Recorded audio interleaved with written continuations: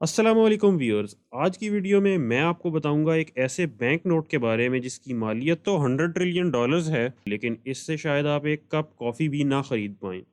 100 trillion dollars کا bank note Zimbabwe کی government نے ایشو کیا تھا 2007 میں۔ جب مہنگائی بہت زیادہ ہو گئی تو یہ نوٹ زمبابوے کی گورنمنٹ کی طرف سے ایشو کیا گیا۔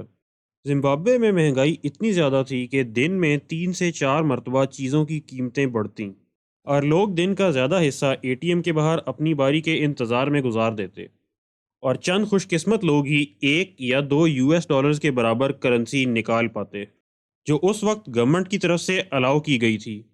تو اب آپ سوچ رہے ہوں گے کہ زمبابوے کی یہ حالت کیسے ہوئی؟ اس سب کے بارے میں آپ کو بتاؤں گا، لیکن اگر آپ نے ہمارا چینل سبسکرائب نہیں کیا تو سبسکرائب کر لیں اور نوٹیفیکیشن کے لیے بیل آئیکن کو دبائیں۔ زمبابوے میں دنیا کی بلند ترین آبشار موجود ہے، جس کا نام وکٹوریا فالز ہے۔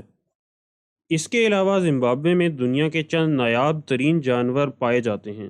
اس سب کے علاوہ زمبابوے میں ڈائمنڈ، کول، گولڈ اور پلاٹینم کے بڑے ذخائر موجود ہیں۔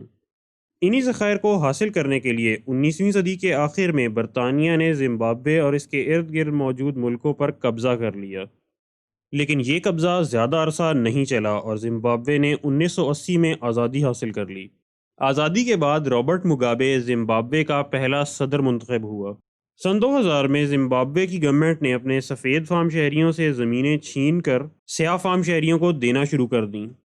یہ زمینیں حکومت نے صرف اپنے منظور نظر لوگوں کو دیں۔ یہ زمینیں جن لوگوں کو دی گئیں وہ نہ ہی کھیتی باڑی کا تجربہ رکھتے تھے اور نہ ہی شوق۔ اس کی وجہ سے ملک کی کل پیداوار آدھی رہ گئی، اور ملک میں اشیائے خوردونوش کی قلت ہو گئی۔ قلت کی وجہ سے اشیائے خوردونوش کی قیمتیں بڑھنا شروع ہو گئیں، اور نوبت یہاں تک آ گئی کہ دن میں 3 سے 4 مرتبہ چیزوں کی قیمتیں بڑھتیں۔ ملک کی بگڑتی ہوئی صورتحال کے باوجود پریزیڈنٹ مگابے نے سینٹرل بینک کو نئے نوٹ چھاپنے کا حکم دیا۔ نئے نوٹ چھاپنے کا مقصد سیکنڈ کانگو وار میں اپنی موجودگی برقرار رکھنا تھا، اسی لیے زمبابوے کا سینٹرل بینک بڑے سے بڑا نوٹ چھاپتا رہا۔ ہر ہفتے سینٹرل بینک 5 لاکھ ڈالرز کے نئے نوٹ جرمنی سے منگواتا، اور جب تک وہ زمبابوے پہنچتے ان کی مالیت صفر کے قریب ہوتی۔ مہنگائی اس حد تک تھی کہ ایک روٹی بھی لاکھوں ڈالر کی ملتی۔ تب ہی ملک میں موبائل پیمنٹس کا رجحان بڑھنے لگا۔ کیونکہ زمبابوے میں زیادہ تر لوگوں کے پاس بینک اکاؤنٹ نہیں ہے تو موبائل پیمنٹس ایک واحد ذریعہ تھا۔ موبائل پیمنٹس ایک محفوظ اور آسان طریقہ تھا، اسی لیے لوگوں نے اسے استعمال کرنا شروع کر دیا۔ بینک اکاؤنٹ کی نسبت زمبابوے میں 80% سے زیادہ لوگوں کے پاس موبائل فون موجود ہے، تو اس ٹیکنالوجی کو عام کرنے میں بہت زیادہ وقت نہیں لگا۔ 2007 میں زمبابوے میں یوز ہونے والا سب سے بڑا mobile payment app Eko cash تھا، اور اس وقت اسے 70 لاکھ سے زیادہ لوگ استعمال کرتے تھے۔ سینٹرل بینک کے اعداد و شمار کے مطابق 97% سے زیادہ ٹرانزیکشن موبائل ٹرانسفر سے کی جاتی ہیں۔